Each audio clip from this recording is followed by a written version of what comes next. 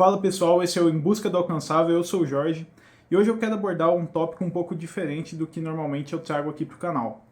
Hoje eu quero falar sobre o direito em si, o curso de direito, a faculdade de direito. É comum você escutar, principalmente quando se está no ensino médio ou algumas pessoas de outros cursos, depreciando o ensino, o curso de direito no sentido de que seria um curso muito fácil e que justamente por isso haveria tantos advogados, a profissão estaria inflacionada, vamos dizer assim. Eu posso começar esse debate fazendo uma diferenciação. As pessoas não percebem a diferença entre densidade de conteúdo e complexidade de conteúdo. O curso de Direito é um curso que aborda justamente a aplicação do ordenamento jurídico.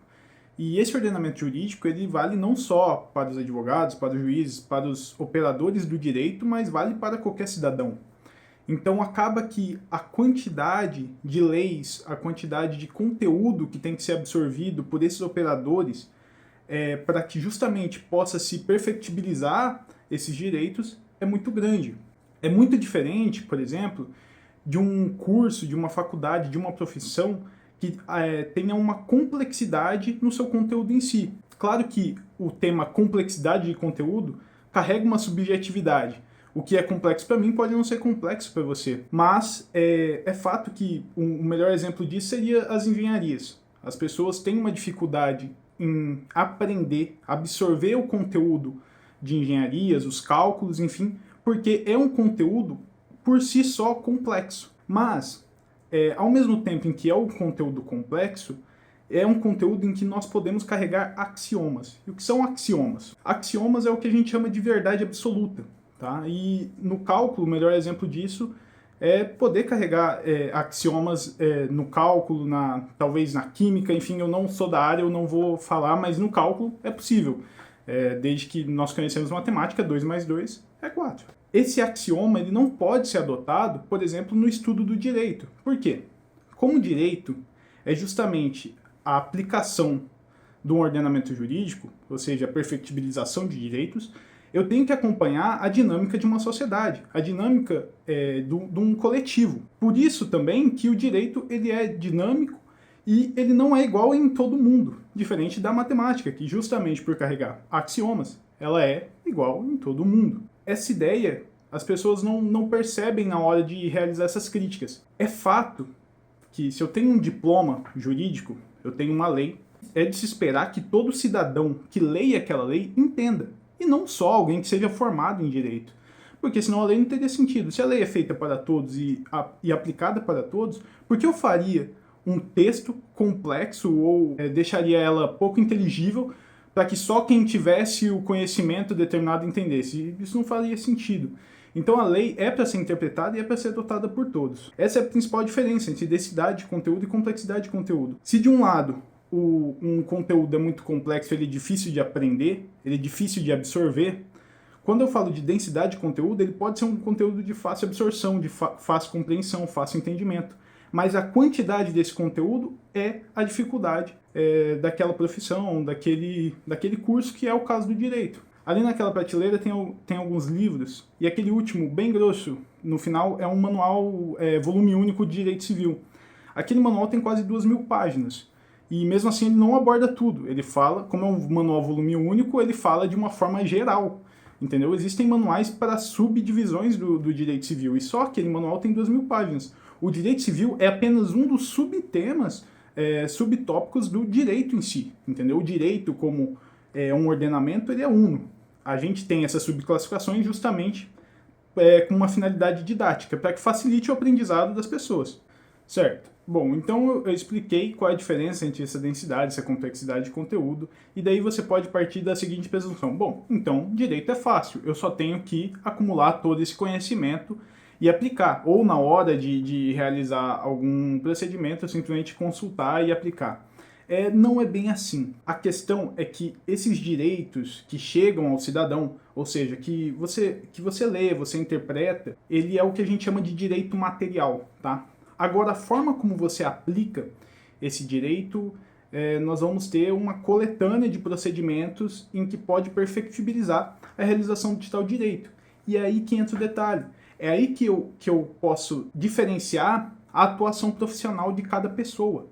Então, por exemplo, você provavelmente já fez um contrato na sua vida e esse contrato tinha 2 testemunhas. Por que nós temos 2 testemunhas no contrato? Quando eu tenho 2 testemunhas no contrato, eu torno aquele contrato um título executivo extrajudicial, nos termos do Código de Processo Civil. A partir desse título executivo extrajudicial, eu posso seguir um caminho totalmente diferente do caminho comum, que seria passar por um processo de conhecimento. Eu posso ir diretamente para um processo executivo. É lógico, isso vai depender justamente da atuação profissional. O advogado ele pode optar por não realizar esse processo executivo de direito. Ele pode entender que o processo de conhecimento seja mais interessante e a doutrina e o próprio Código de Processo Civil admite essa possibilidade de passar pelo conhecimento mesmo com o título executivo extrajudicial. Não haveria nenhum problema. E é justamente esses caminhos que tornam um advogado com uma atuação mais notória do que outro.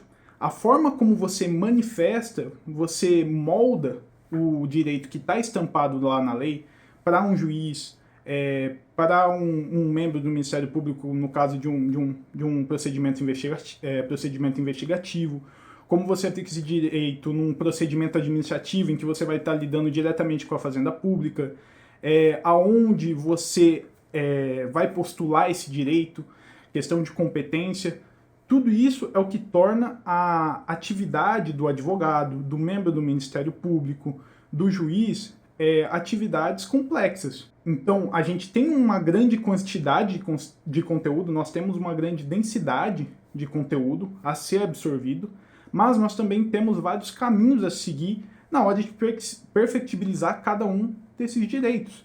Tá, então chegando a uma conclusão, o curso de Direito, ele é fácil?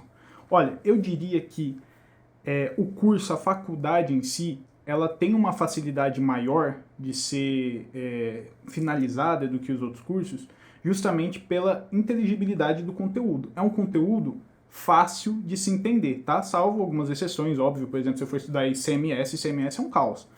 Nós temos regulamento de ICMS para cada fazenda estadual diametralmente diferente de outra. Mas, em regra, o conteúdo do direito é algo fácil de se absorver.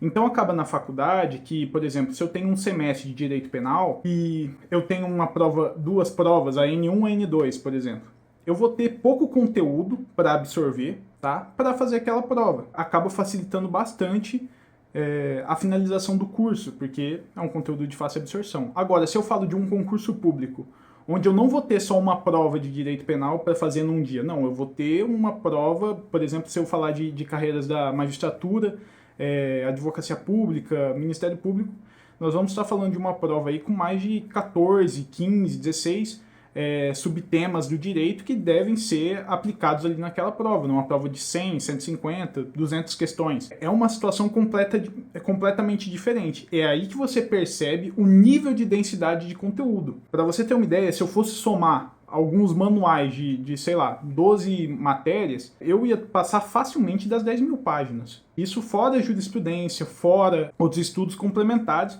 relacionados ao cargo que você pleiteia. Então é uma densidade de conteúdo muito grande, apesar da fácil absorção. Além disso, como a dinâmica do ordenamento jurídico, enfim, a nossa sociedade está mudando o tempo todo, as decisões dos tribunais mudam o tempo todo, surgem novas decisões, acaba que é uma profissão que tem que ser atualizada de modo constante. Eu não posso estagnar, eu não posso carregar axiomas. O direito não me permite carregar axiomas. E não permite também um intercâmbio de países. Eu não posso ir para outro país e aplicar o direito que eu aplico no Brasil. Não. A estrutura jurídica deles pode ser completamente diferente da estrutura brasileira. Bom, resumindo, se você gosta de ler muito, se você gosta de aprender de forma constante, o direito vai ser um curso muito agradável para você, justamente pela facilidade de absorver conteúdo, apesar de que você vai ter que estar estudando o tempo todo.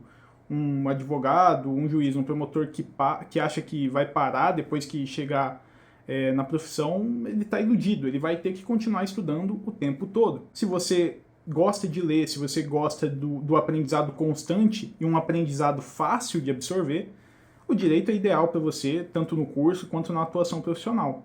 Agora, se você pretende realizar uma profissão em que você carrega um conhecimento complexo, mas que aquilo te permite ficar, entre aspas, desatualizado, ou carregar aqueles conceitos durante um bom tempo pela sua vida, o direito pode não ser muito agradável para você. E também você tem que gostar de ler. Não adianta, se você vai fazer direito, você vai ter que aprender a gostar de ler na marra, porque não tem como não gostar de ler e fazer direito. Mas a gente pode até conversar sobre esse ponto, porque eu tive uma dificuldade muito grande no costume da leitura no começo da faculdade, o final do ensino médio, e eu me adaptei a isso, e hoje ler para mim é uma atividade comum, chega a ser quase fisiológica. Bom, pessoal, o vídeo de hoje era esse, eu espero ter esclarecido a minha ideia, né? Lógico, a minha lógica não é absoluta, é uma visão que eu aprendi a desenvolver durante o tempo, porque